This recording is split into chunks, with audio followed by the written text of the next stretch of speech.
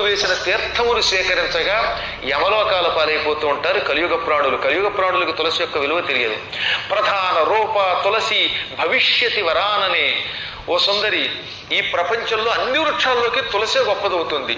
తులసి వనం నాటినవాడు వైకుంఠమునకు వస్తాడు. తులసి మొక్కలకి నీళ్లు పోసి భక్తితో పెంచేవాడు, తులసిని అపవిత్రంగా కొయ్యకుండా పవిత్రంగా మాత్రమే కోసేవాడు, వీళ్ళంతా నా సన్నిధానానికి వస్తారు. స్వర్గే మర్త్యే చ పాతాళే గోలోకే మమ సన్నిధౌ అన్నాడు ఆయన. నువ్వు ఒక్కచోట కాదు, స్వర్గలోకంలోనూ తులసి మొక్కలు ఉంటాయి, భూలోకంలోనూ తులసి మొక్కలుంటాయి, పాతాళంలోనూ తులసి మొక్కలుంటాయి, గోలోకంలోనూ తులసి మొక్కలుంటాయి, ఆఖరికి నా వైకుంఠంలో కూడా తులసి మొక్కలుంటాయి. ఈ విధంగా అన్ని చోట్ల నువ్వు ఉండుగాక, నీకంటే ఉత్తమ వృక్షం లేకుండా ఉండుగాక.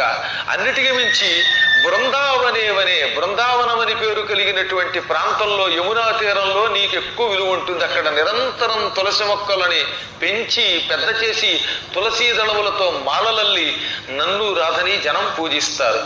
ఈ ప్రపంచంలో తులసి తరుమూలేషు పుణ్యదేశేషు పుణ్యదం అన్నాడు.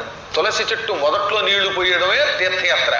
ఇంకా తీర్థయాత్రల్లో తులసి కంటే గొప్ప తీర్థయాత్ర లేదు. తులసి కంటే తీర్థయాత్ర లేదంటే అర్థం ఏమిటి? మీ ఇంట్లో తులసి మొక్క పెంచి ఆ తులసి మొక్క మొదట్లో పవిత్రంగా నీళ్లు పోయండి, స్నానం చేసి నీళ్లు పోయండి, భగవన్నామస్మరణ